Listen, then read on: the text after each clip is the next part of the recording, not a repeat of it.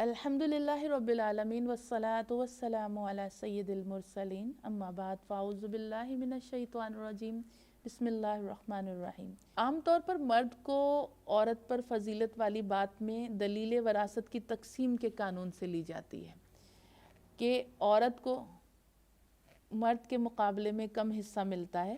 اگر ہم اس معاملے کو کی گہرائی میں جا کر دیکھیں تو محسوس ہوگا کہ عورت کا حصہ کم ہونے کے باوجود بھی مرد سے زیادہ ہے اور مرد کا حصہ دگنا ہونے کے باوجود بھی عورت سے کم ہے۔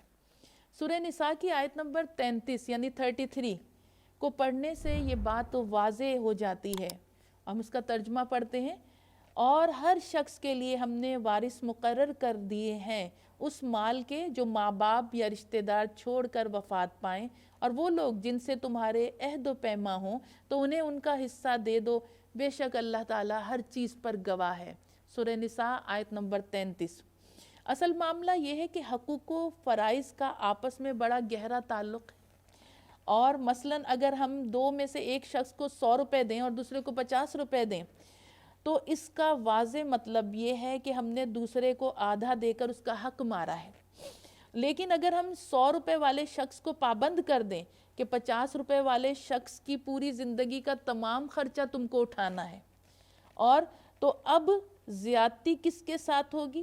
سوچیں، 50 روپے والا شخص کچھ ہی عرصے بعد میں سارے جو پیسے ہیں خرچ کر بیٹھے گا، مگر فرض ساقط پھر بھی نہیں ہوگا، اور پھر وہ اپنی کمائی بھی اسی پر خرچ کرے گا۔ یہی معاملہ اسلام میں عورت اور مرد کا ہے۔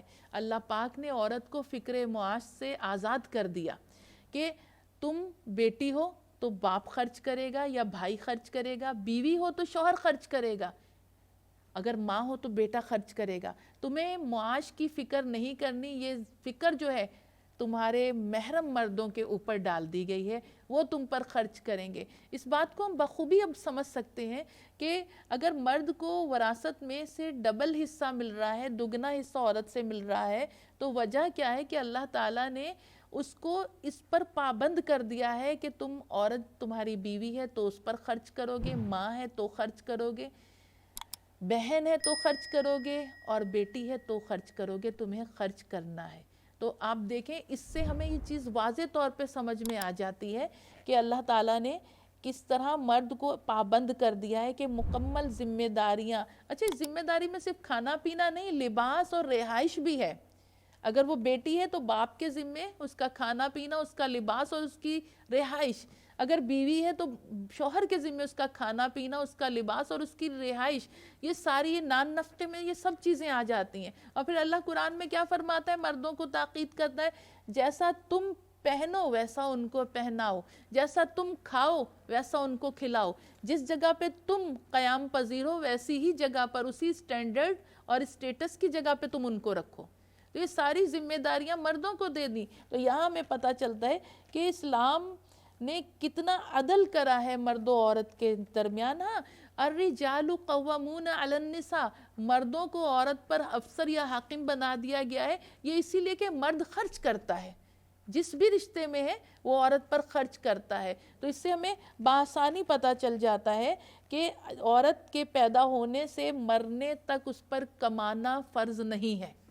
پیدا ہوئی، زندگی گزاری، بچپن، لڑکپن، جوانی، ادھیڑ عمری، بڑھاپا، اس پر کمانا اللہ نے فرض نہیں کیا، اور نہ ہی کسی کی کفالت کرنا اس پر فرض کیا ہے کہ تم نے اس کو پالنا ہے، اس کا کفیل بننا ہے۔ اس سے یہ مطالبہ بھی نہیں کیا جا سکتا۔ اچھا، دوسری بات ایک اہم، ہمیں اکثر خواتین سوال کرتی ہیں کہ ورکنگ وومن ان کے لیے کیا ہے؟ تو کہا جاتا ہے کہ مرد، اگر عورت کما رہی ہے تو مرد اس سے مطالبہ بھی نہیں کر سکتا کہ اپنی کمائی مجھے دو، کیونکہ وہ تو اس پر فرض ہی نہیں ہے۔ تو اس سے، اور یہ بھی مطالبہ نہیں عورت سے مرد کر سکتا ہے کہ جو باپ کی جائیداد سے وراثت تمہیں ملی ہے، پیسہ یا پراپرٹی، وہ مجھے دو، یہ بھی نہیں کہ اس میں اس سے اس کا بھی، کہ یا پھر اس کمائی کو، اس پیسے کو تم گھر چلانے میں صرف کر دو، اس سے ہی مطالبہ ہی ساقط ہے، یہ ہو ہی نہیں سکتا۔ ہاں، اپنی مرضی سے کرنا چاہے تو اس پر پابندی نہیں، اپنی خوشی سے کرنا چاہے تو اس پر پابندی نہیں، اس کا مال ہے جس طرح چاہے خرچ کرے۔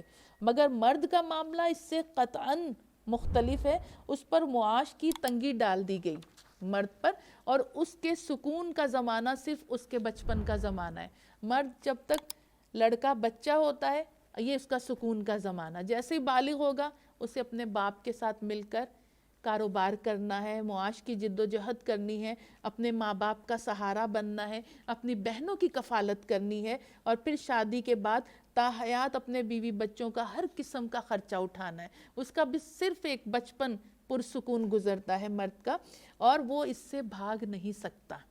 اللہ تعالیٰ نے اس کو پابند کیا ہوا ہے اور نہ انکار کر سکتا ہے ورنہ گنہگار ہوگا. یقیناً یہ سب ذمہ داریاں وراثت سے حاصل کردہ رقم سے پوری نہیں کی جا سکتی. اگر وراثت سے کچھ رقم ملی ہو تو مرد کیا اپنی پوری زندگی اپنے ذمہ داریاں اپنے فرائض وراثت کی رقم یہ تو ختم ہو جاتی ہے. تو کہا کہ نہیں کی جا سکتی. اور کیا ہے کہ ہمارا المیہ ہے کہ ہم عورت کے جو حقوق ہیں اسلامی معاشرے میں دیکھتے ہیں، اور عورت کے فرائض جو ہم عورت کے حقوق اسلامی معاشرے سے دیکھتے ہیں، اور فرائض کہاں سے لاتے ہیں؟ یورپ سے. تو یہی کہا جا رہا ہے کہ یورپ سے فرائض اٹھا لاتے ہیں. مغرب میں عورت مرد کے ساتھ ہر معاملے میں 50%، آدھا آدھا 50-50 اس میں شریک ہے اور حصہ ملے گا، مگر اس کا فرض بھی ہے کہ اپنے شوہر کے ساتھ مل کر گھر کا آدھا بوجھ اٹھائے. وہ بھی جاب کرے، اس کا شوہر بھی جاب کرے، اور اگر گھر کا کرایہ $1000 ہے تو 500 عورت پے کرے گی، 500 مرد کرے گا. اس پہ آدھا آدھا ہے اگر اس طرح بھی ہے. اور پھر اگر نہیں کرتی تو وہ شوہر کے ساتھ زیادتی کرتی ہے. مغرب کے معاشرے میں یہ ہوتا ہے، اور شوہر کو حق حاصل ہوگا کہ وہ اپنے گھر سے نکال باہر کرے. یہ ہے مغرب جس کے پیچھے ہم چلتے ہیں. اور گھر کے باقی ماندہ اخراجات بھی جو گھر میں ہوں گے اس میں بھی اسے اپنا 50% راشن میں، بچوں کی تعلیم میں 50% حصہ اسے بھی ڈالنا ہوگا. اب سوال یہ پیدا ہوتا ہے عورت یہ لائے کہاں سے؟ جہاں سے مرضی لائے، محنت کرے، پتھر توڑے، بوجھ اٹھائے، جہاں سے مرضی. ان کو اس سے کوئی سروکار نہیں، جاب کرنی ہے کر کے لاؤ، آدھا حصہ اپنا ڈالو. تو یہ مغرب ہے، اور یہ ہمارے یہاں مشرق ہے کہ اگر آپ ماں ہیں تو آپ کی عزت، آپ گھر کی ملکہ ہیں. اگر آپ بیوی ہیں تو بھی آپ گھر میں آپ کی عزت، اگر بیٹی ہیں تو بھی عزت، بہن ہے تو بھی عزت. آپ کو کہیں مشقت کرنے کی ضرورت نہیں، کہیں جانے کی ضرورت نہیں. لیکن وہاں یہ ہے جہاں سے مرضی کرو، آدھا کرایہ، آدھا خرچہ گھر کا تم نے پورا کرنا ہے. ہم یہ چیزیں نہیں دیکھتے. ہم کہتے ہیں مغرب میں تو عورت کو اتنی آزادی دی گئی، اس کا اتنے حق حقوق کا خیال کیا گیا. ہم ان چیزوں کو دیکھتے ہی نہیں ہیں. اب کیا ہے کہ جہاں اس کے نہ باپ کی جائیداد ہے نہ کچھ ہے، چاہے اب افسوس کی بات ہے کہ ہوٹل کی ویٹریس بنے. ہمیں ایک ہمارے علامہ صاحب تھے، بہت ایک اہم واقعہ سناتے تھے کہ ہم باہر یورپ میں گئے تو وہاں ایک ہوٹل میں 80 سال کی ویٹریس، 80 سال کی عورت، ہماری ماں ہو، ہماری مدر ان لا ہو، ہم اسے عزت و توقیر اور تعظیم کے ساتھ گھر بٹھائیں گے. آپ کو کوئی محنت کرنے کی ضرورت نہیں، ہم آپ کی خدمت کریں گے. اور وہاں 80 سال کی بوڑھی عورت ویٹریس ہے ہوٹل میں. اور اس سے جب ہمارے علامہ صاحب نے پوچھا کہ آپ کے بچے نہیں ہیں، آپ اس عمر میں ویٹریس ہیں، تو کہنے لگی نہیں میرے 11 بیٹے ہیں. تو انہوں نے پوچھا 11 بیٹوں کی ماں؟ ہمارے یہاں تو 2 بیٹے ہوں یا 1 بیٹا ہو وہ عزت کے ساتھ ماں کو گھر میں بٹھاتا ہے کہ آپ گھر بیٹھیں، جو بھی ہوگا میں کما کے لاؤں. تو آپ کے بیٹے کہاں ہیں 11 جن کی آپ ماں ہیں؟ تو انہوں نے کہا نہیں میرے بیٹے کیا آپ سے ملتے نہیں؟ کہا نہیں ملتے ہیں، ہر سال کرسمس میں 11 مل کے ایک کیک کرسمس کا لے کر آتے ہیں میرے لیے. یہ ہے مغرب.